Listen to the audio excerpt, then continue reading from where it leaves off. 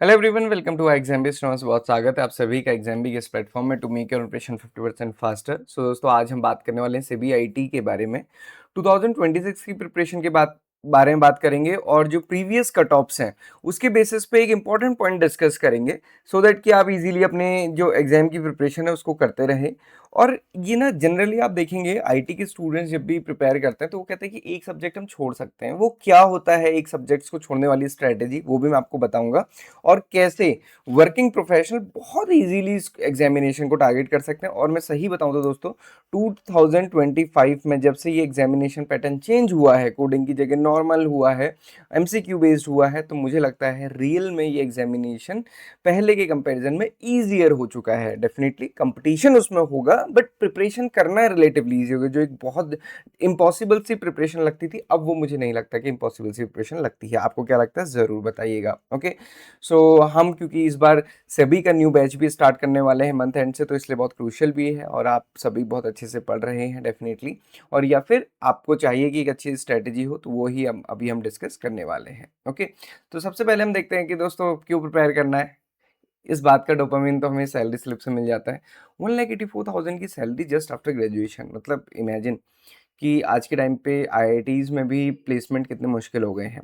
तो वहीं पे ये जॉब्स हर साल जो आती हैं और साथ ही साथ इतना अच्छा पैकेज एंड प्लेसमेंट देती हैं। और वो भी आप देखिए ना, आप प्लेस किसके साथ हो रहे हैं, सेबी जो कि टॉप रेगुलेटर है उसके साथ में, हमारी कंट्री का। और उसके अलावा बहुत सारे अलाउंसेस मिलते हैं, पोस्टिंग इतनी अच्छी मिलती है, सब कुछ अच्छा है।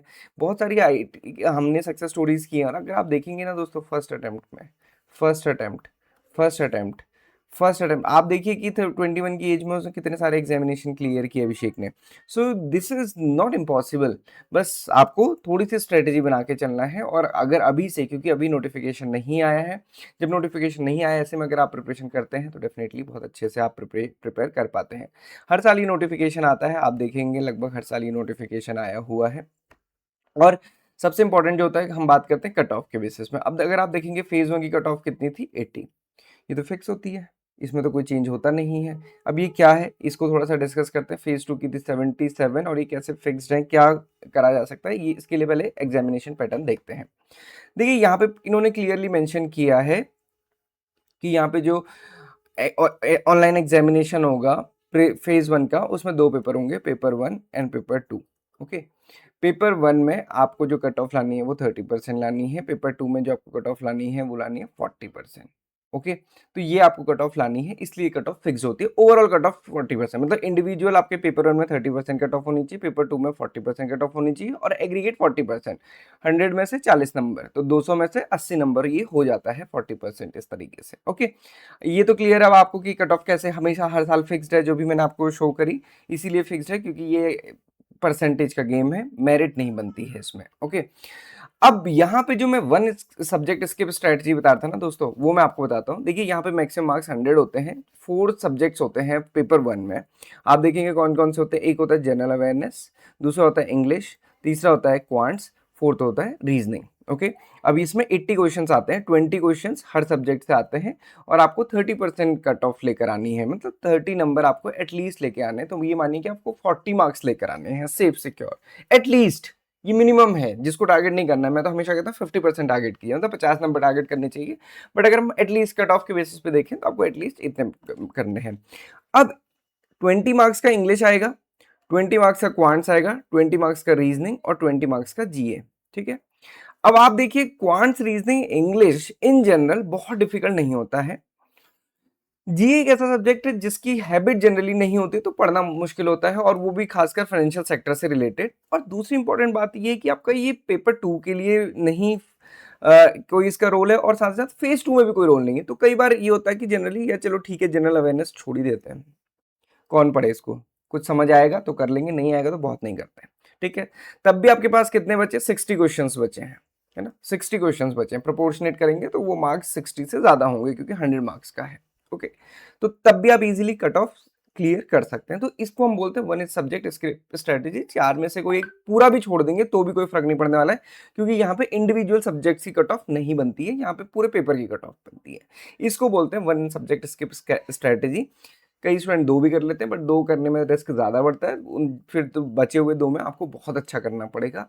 वो तो मतलब ऐसा होगा कि आपको उसमें एक्यूरेसी फिर 80% होनी चाहिए अगर आप 2 सब्जेक्ट्स को छोड़ के जा रहे हैं। तो इसलिए 1 सब्जेक्ट को तो आप स्किप कर सकते हैं, बट 3 तो आपको डेफिनिटली पढ़ के जाना चाहिए, ओके? तो ये होती है। तो इसलिए अगर आप देखेंगे ना, क्वांट्स, रीजनिंग, इंग्लिश के बेसिस पे भी ये आप एग्जामिनेशन क्लियर कर सकते हैं, और इंजीनियरिंग ग्रेजुएट्स का जनरली एप्टीट्यूड अच्छा ही होता है।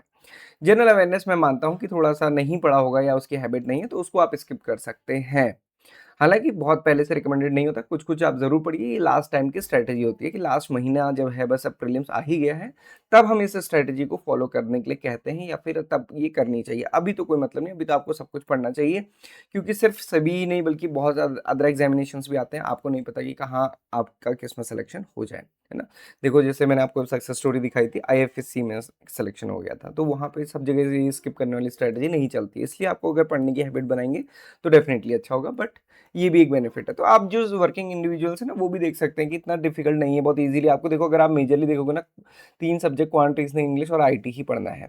अब यहाँ पे स्पेसिफिक है, तो बस यहाँ पे 100 जो मार्क्स के क्वेश्चंस होते हैं, ये सिर्फ आईटी बेस्ड होते हैं। और मेंस का अगर आप पैटर्न देखेंगे, डिस्क्रिप्टिव इंग्लिश होता है जो कि फिक्स्ड है हर एग्जामिनेशन में, और साथ ही साथ यहाँ पे 100 क्वेश्चंस आते हैं आईटी के। तो बस आपको क्वांट, रीजनिंग, इंग्लिश तो केवल पेपर 1 के लिए पढ़ना है, और वो भी डिफिकल्ट नहीं है। बाकी तो आपका अपना सब्जेक्ट ही है, और डिस्क्रिप्टिव इंग्लिश है। डिस्क्रिप्टिव इंग्लिश कोई डिफिकल्ट नहीं होता है, इंग्लिश आपकी अच्छी होनी चाहिए। ड्राफ्टिंग स्किल्स उसमें देखी जाती हैं, बेसिकली ग्रामेटिकल एरर्स कम होनी चाहिए। और ड्राफ्टिंग स्किल्स में क्या आपको रट के जाना है कि फॉर्मल का क्या पैटर्न है, इनफॉर्मल का क्या पैटर्न है, ऐसे राइटिंग कैसे आप करते हैं, प्रेसी राइटिंग कैसे करते हैं, बस ये। सो ये प्रिपरेशन बहुत सिंपल है दोस्तों, बस आपको शुरू करने की देर है। अब आप समझ सकते हैं कि कट ऑफ लाना, देखिए 80 में से आपको पता है कि 40 मार्क्स तो आप अपना सब्जेक्ट्स में से लेकर आएँगे, एक सब्जेक्ट में लेकर आएँगे, और दूसरे में आप इज़िली इतना मार्क्स लेकर आ सकते हैं। और उसमें भी अगर आप कट ऑफ देखेंगे ना, 30 मार्क्स है, तो 80 मार्क्स तो आप, एक में आपके 50 आ गए, दूसरे में 30 आ गए, तो भी चलेगा, है ना? तो ये बात को आपको ध्यान रखना है। इसीलिए आप देखेंगे ना, इसमें बहुत बच्चे सेलेक्ट होते हैं। ऐसा कोई रेशियो नहीं है 1:20, 1:10, 1:30, ऐसा कोई रेशियो नहीं है। जितने बच्चे इतने मार्क्स ले आएँगे, उनका सिलेक्शन हो जाएगा। तो ये होता है इसलिए। और कट ऑफ कोई बहुत ज़्यादा नहीं जाती है, अगर आप देखेंगे फेज़ 2 की कट ऑफ 77 गई है। इंटरव्यू में जो क्वालीफाई हुए 74 है, ओवरऑल कट ऑफ ही 79 है, तो बहुत ज़्यादा कोई कट ऑफ जाती नहीं है। ईज़िली आप इसको प्रिपेयर कर सकते हैं। और थोड़ा-सा देखिए, पेपर का जो लेवल होता है उस पे डिपेंड तो करता है, क्योंकि जहाँ पे आईटी है, वहाँ पे आपका कॉम्पिटिशन आईटी से ही है। एज़ कम्पेयर टू बाकी स्ट्रीम्स में अगर आप देखेंगे, जो पेपर 1 है या इन जनरल भी है, वो आईटी वालों के लिए ईज़ी ही होता है। तो बहुत अच्छे से प्रिपेयर कीजिए। कोई भी डाउट, क्वेरी, क्वेश्चन के लिए आप हमें कनेक्ट कर सकते हैं दोस्तों। और हम अपना न्यू सेबी का बैच स्टार्ट करने वाले हैं, सेबी आईटी का। और आईएग्जाम के पास है best faculty for IT, doctor सिनी शिबू मैम, जो कि बहुत अच्छे से आपको कंटेंट कवर कराते हैं, जो कि आपके एग्जामिनेशन पॉइंट के लिए इंपॉर्टेंट है। और आप हमारे इसके डेमो देख सकते हैं।